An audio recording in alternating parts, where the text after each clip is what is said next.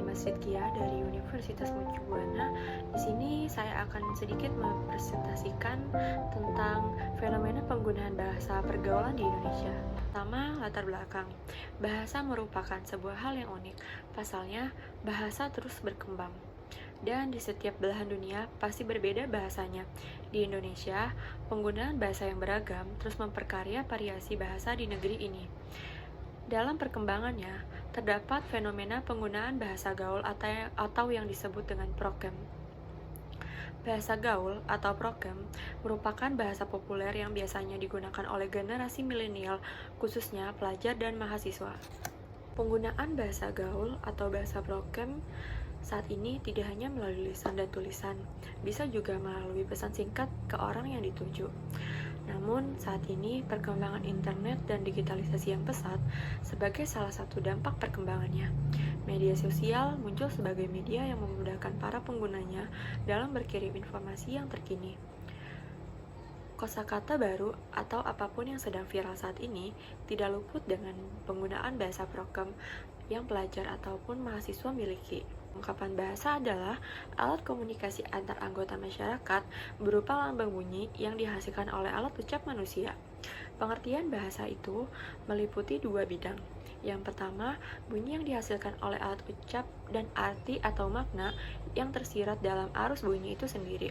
Bunyi itu merupakan getaran yang merangsang alat pendengaran. Yang kedua, arti dan makna, yaitu isi yang terkandung di dalam arus bunyi yang menyebabkan adanya reaksi terhadap hal yang kita dengar. Bahasa gaul atau yang disebut dengan bahasa prokem adalah bahasa di luar resmi, yakni bahasa Indonesia.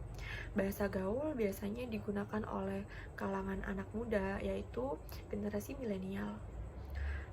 Bahasa gaul diciptakan sebagai jembatan komunikasi antar generasi milenial yang tidak ingin memberi jarak atau batasan saat berkumpul dengan kawan-kawannya. Faktor-faktor penyebab perolehan bahasa gaul antara lain, seiring dengan berkembangnya ilmu pengetahuan dan teknologi saat ini, salah satu faktor pendukung maraknya bahasa gaul adalah peran media elektronik dan cetak. Media elektronik banyak menggunakan istilah bahasa gaul, khususnya film remaja dan iklan. Misalnya dari adegan percakapan di televisi. Artinya bahasa gaul tidak hanya terjadi karena kontak langsung dengan masyarakat itu sendiri. Begitu juga dengan media cetak. Misalnya di dalam majalah, surat kabar, atau koran. Selain itu, pembuatan karya sastra remaja seperti cerita pendek atau yang disebut dengan cerpen atau novel yang umumnya menggunakan bahasa gaul. Salah satu media yang kini paling digemari oleh generasi milenial yakni bahasa media sosial.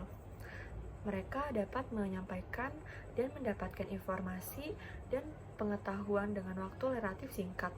Media sosial merupakan salah satu perkembangan dari adanya internet.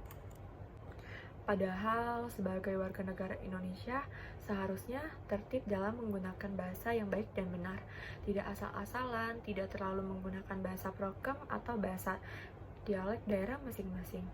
Apalagi bahasa-bahasa yang telah jauh menyimpang dari kaidah bahasa Indonesia seperti misalnya bahasa gaul.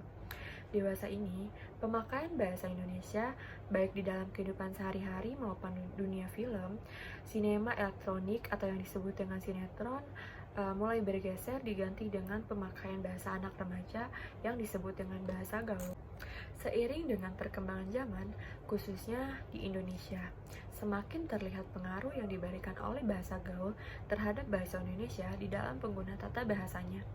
Penggunaan bahasa gaul oleh masyarakat luas menimbulkan dampak negatif terhadap perkembangan bahasa di Indonesia sebagai identitas bangsa pada saat sekarang dan masa yang akan datang.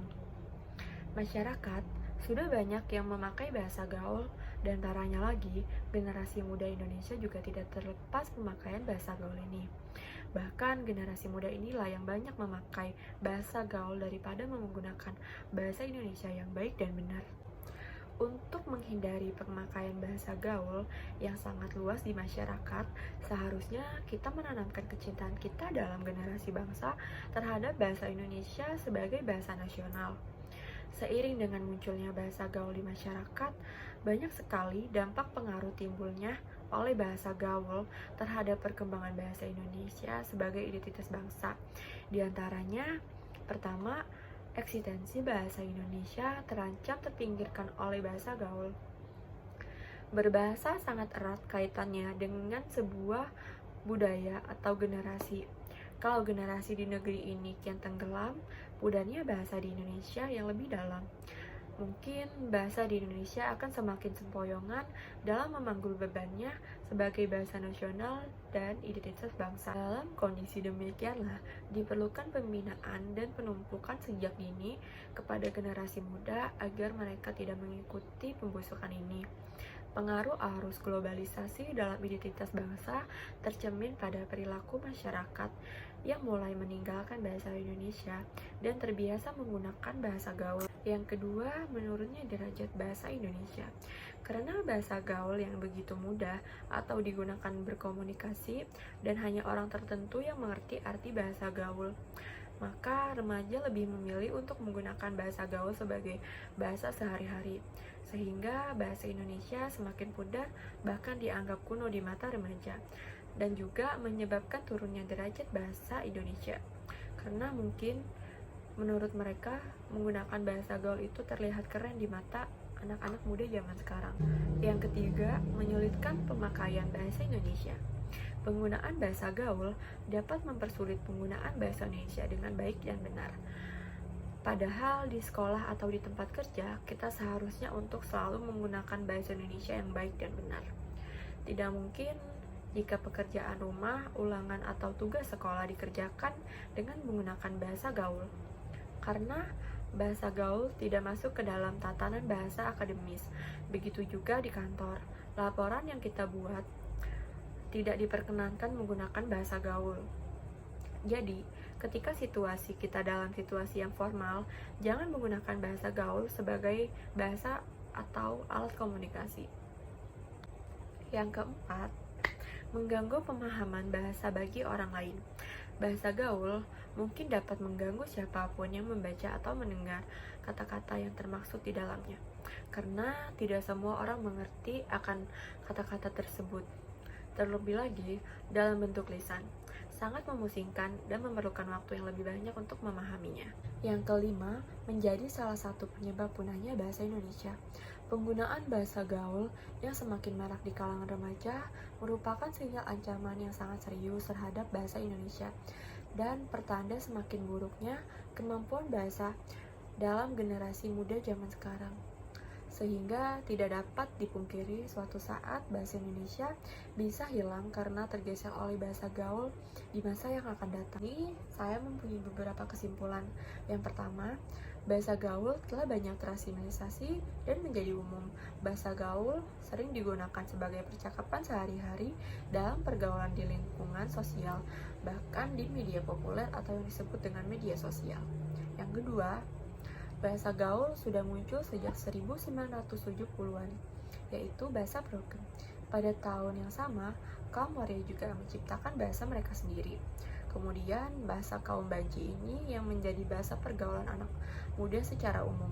Kata-kata bahasa Inggris juga makin marak disisipkan dalam percakapan sehari-hari. Yang ketiga, kebanyakan remaja dan anak muda yang kurang menerapkan penggunaan bahasa Indonesia yang baku sesuai kaidah karena tidak biasa dalam kehidupan sehari-hari.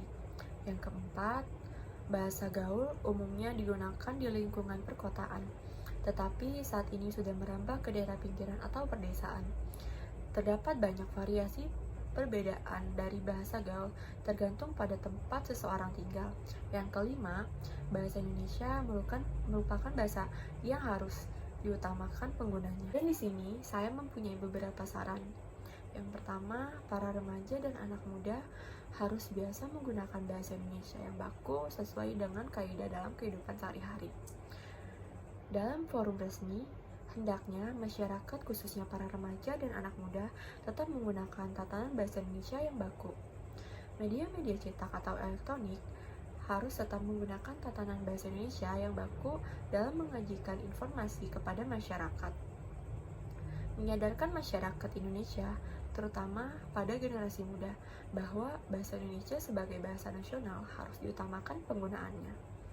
Selanjutnya, meningkatkan pengajaran bahasa Indonesia di sekolah dan di perguruan tinggi dengan tugas praktik dialog atau monolog seperti dalam bermain drama, penulisan artikel atau makalah, dan sebagainya.